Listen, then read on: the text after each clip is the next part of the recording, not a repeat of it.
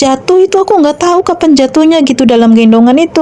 Terus anaknya tuh hilang, yang aku tuh takut cepet dipanggil sama yang kuasa, sedangkan anak aku tuh belum mandiri.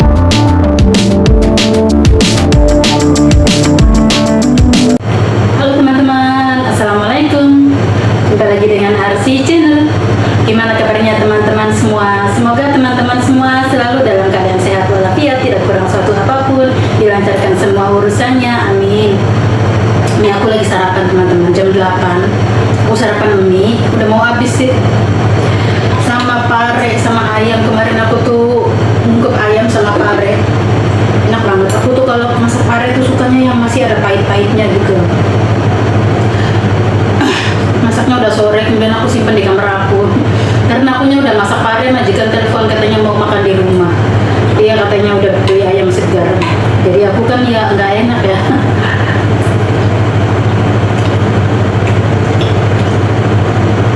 Jadinya masakanku aku simpen di kamar, terus akunya masak lagi, makannya bareng sama mereka.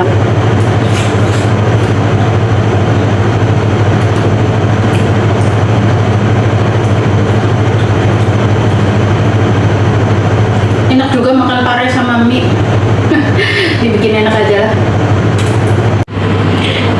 Nah, sekalian aku mau berbagi tips nih teman-teman, cara menghilangkan noda bekas lem. Jadi ini kan bekas lem ya, jadi tadinya ini tuh dialasi kayak kertas gitu, kayak plastik gitu, kemudian plastiknya karena udah kotor banget dikupas kan.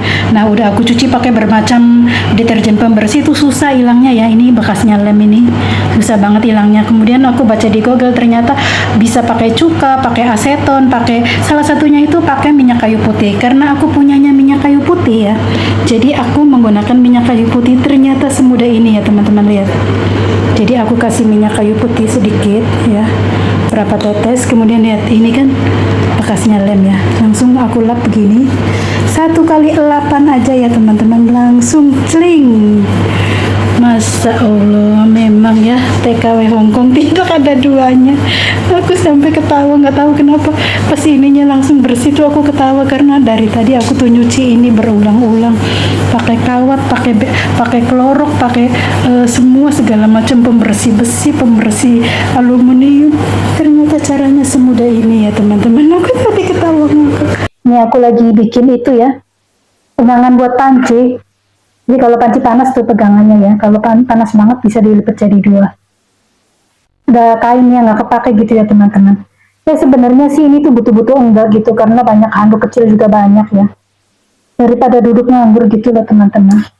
Majikanku yang laki-laki udah ke Cina lagi, dan majikan perempuan ya begitu setiap harinya, nggak pernah di rumah, jadi aku sendirian aja di rumah ya teman-teman.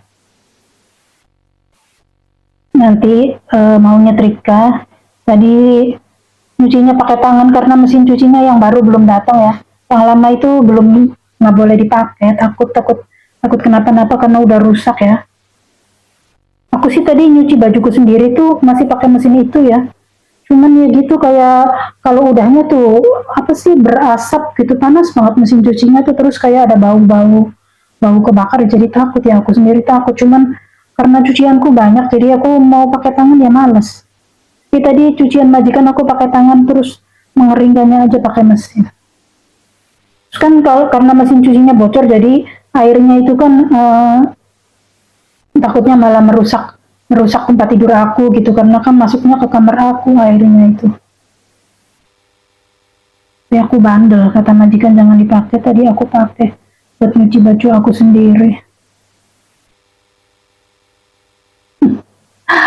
Mumpung majikan nggak ada gitu, terus aku nyuci bajuku sendiri pakai mesin, padahal udah diwanti-wanti jangan pakai mesinnya rusak, nanti udah pesen gitu, mungkin hari Senin atau hari Minggu atau hari Selasa mesin yang baru datang gitu. Udah dapat 4. Majikan perempuan tadi ngeliat aku bikin ini juga nggak ngomong apa-apa. Aku tuh tadi abis sholat asar ya, jam 5-an itu aku tidur, rencananya tuh sebentar aja gitu tidurnya, jam 6 bangun gitu, aku pikir gitu ya, mau nyetrika terus mau makan, aku rupanya tidur kelamaan, keluar kok udah gelap gitu. Bagus banget di sini sore harinya.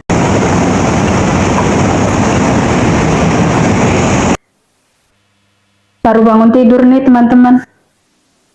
Tidur jam 4. Rencananya tuh aku tuh mau tidur jam 5, tidur jam 5. Rencananya tuh mau tidur 1 jam aja gitu, jam 6 bangun gitu, terus mandi, terus bikin makan gitu, terus nyetrika. Lihat jam kok tahu-tahu jam 7.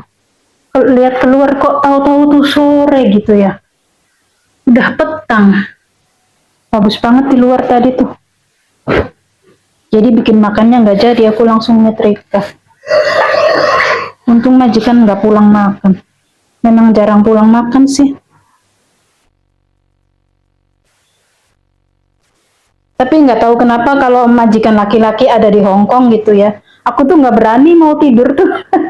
Karena sewaktu-waktu bisa datang gitu. Kalau majikan perempuan kan enggak, kalau udah pergi tuh ya sampai malam gitu, sampai pulangnya tuh malam. Kalau majikan laki-laki kadang-kadang tuh pulang gitu, ganti baju atau ngambil sesuatu. Jadi kan majikan perempuan tadi bilang, Tuan sudah kembali ke Cina katanya gitu. Aku tuh kayak di hati tuh kayak plong gitu. Tidur nyenyak banget, mimpi ketemu almarhum ibuku, masya Allah. Aku tuh kayak seneng banget. Ibuku masih hidup loh, kayak gitu loh dalam mimpinya tuh. Terus aku tuh nguntingin kakinya ibu, tapi kuku kakinya ibu kan kayak kuku jempol aku gini, kesakitan ibu tuh. Sakit katanya, udah katanya sakit gitu, tapi nggak ngomong, cuman jingkut kayak gitu, ngasih kode sakit. Tapi kalau di mimpi tuh ibuku tuh nggak pernah ngomong. Kapan hari aku juga mimpi dikasih anak kembar. Nggak tahu, lupa ya dikasih apa dititipin gitu. Tapi anak kembar itu aku gendong, kok bisa ya jatuh, itu aku nggak tahu kapan jatuhnya gitu dalam gendongan itu. Terus anaknya tuh hilang, yang satunya itu, yang satunya sih masih ada. Nggak tahu tanda apa ya. Jadinya aku masak nasinya itu aja, nasi sama telur asin aku masak bareng. Telur asinnya udah aku cuci bersih gitu, terus aku taruh di atasnya nasi. Nanti makan sama telur asin sama kerupuk. Udah deh, yang penting aku makan ya. Takutnya nggak bisa tidur. Nggak tahu, kayaknya tuh badan tuh capek banget. Padahal di sini aku kerja tuh enak teman-teman. Jadi majikan bangun jam 10, jam 11 gitu ya. Nah terus sarapan langsung mereka tuh siap-siap keluar gitu. Kadang mereka keluar jam 12, kadang jam 1, kadang jam setengah 2 gitu. Tergantung kalau di rumahnya nggak ada apa-apa gitu ya. Mereka tuh keluarnya cepet. Kecuali kalau di rumahnya ada sesuatu kayak kemarin mesin cuci rusak gitu. Jadi mereka kan nelpon tukang servis apalah gitu. Nah kalau udah keluar tuh mereka malam tuh jarang pulang, jarang makan di rumah. Jadi aku tuh sendirian. Mereka keluar, aku bersihin kamar mereka. Jam 2, jam 3 itu selesai, udah sampai malam aku tuh nggak ada yang dikerjain lagi. Bisa dibilang ringan di sini tuh. Cuman di sini tuh satu minusnya itu jauh dari pasar ya. Kalau jalan kaki harus setengah jam. Nah ini makan malam aku teman-teman, nggak apa-apa seadanya, yang penting perut terisi dan nggak kelaparan. Ini maaf aku pakai suara belakang ya teman-teman. Ini aku udah masuk kamar, udah siap-siap mau tidur. Ini kaki aku sakit banget teman-teman. Telapak kaki ini loh, yang cekungan ini loh, sakit banget. Kayaknya sih asam urat ya. Aku tuh kadang-kadang tuh takut teman-teman. Karena almarhum ibu aku ya meninggal masih muda itu karena asam urat juga gitu. Dan aku baca di Google memang asam urat itu bisa menurun gitu ya. Jadi bisa ketularan anak keturunannya gitu. Sedangkan aku tuh, yang aku takutkan bukan apa-apa ya, aku tuh takut cepet dipanggil sama yang kuasa, sedangkan anak aku tuh belum mandiri gitu, belum dewasa. Yang aku pikirin tuh itu, makanya aku tuh selalu sama anakku tuh, coba kamu tuh berubah cara hidupnya tuh, jangan malam jadi siang, siang jadi malam. Dia tuh kalau malam tuh susah tidur gitu, tidurnya malam, terus bangunnya tuh siang, udah nggak bisa diganggu gugat. Kalau dia tidur tuh udah ada apapun dia tuh susah bangunnya tuh, kalau dibangunin marah-marah. Kalau mikirin itu aku tuh nyesek banget. Nah ini tuh maaf ya teman-teman, aku tuh kebiasaan. Jadi pakai mic itu ya, receivernya udah nyangkol di HP, tapi micnya nggak aku pakai gitu. Jadi kan nggak ada suaranya. Aduh. Ini aku tuh sudah mau tidur ya teman-teman. Kamar aku tuh sejuk banget. Jadi di sini alhamdulillah aku tuh bebas menggunakan AC berapa lama pun gitu ya, nggak bakalan ada yang negor ataupun apa gitu ya. Tapi aku karena orang kampung nggak kuat dingin ya, paling aku nyalain 2 jam 3 jam gitu ya. Kalau udah berasa dingin banget aku matiin, nanti kalau kepanasan aku nyalain lagi gitu. Kalau majikan sih nggak ngomong apa-apa, bebas gitu ya, alhamdulillah. Aku tuh jadi inget waktu di boarding tuh teman-teman, aku sekamar sama orang rese itu loh. Jadi kalau aku nyalain AC-nya sama dia dimatiin, kalau enggak tuh AC-nya tuh dibikin 26 derajat 27 derajat, itu kan kayak nggak pakai AC kan, panas banget. Tapi kalau si AC ini aku matiin, misalnya di luar hujan aku buka jendela aku matiin AC-nya, sama dia dinyalain. Intinya yang penting bikin aku kesel lah gitu. Lampu juga gitu, kalau sama aku dimatiin sama dia dinyalain, kalau sama aku dibiarin nyala sama dia dimatiin. Ya pokoknya orang error gitulah. Dan alhamdulillah ya teman-teman, buah dari kesabaran aku, Allah sayang sama aku. Di sini aku dapat majikan yang super baik, alhamdulillahirabbil alamin ya teman-teman. Fasilitas yang nyaman, kamar yang nyaman, semua serba baru, dari spray, selimut, handuk, semuanya disediain. Entah dia gimana nasibnya. Makanya untuk teman-teman ya, ini pelajaran, tabur tuai itu ada, hukum karma itu ada, apa yang kita tanam itu yang akan kita petik. Pokoknya hukum alam itu pasti terjadi teman-teman, bukan cuma nanti di akhirat, balasan itu dari dunia itu ada. Oke lah teman-teman, mungkin videonya aku cukupkan sampai di sini dulu ya. Terima kasih buat yang selalu menyimak, sampai jumpa di video selanjutnya. Bye bye, assalamualaikum.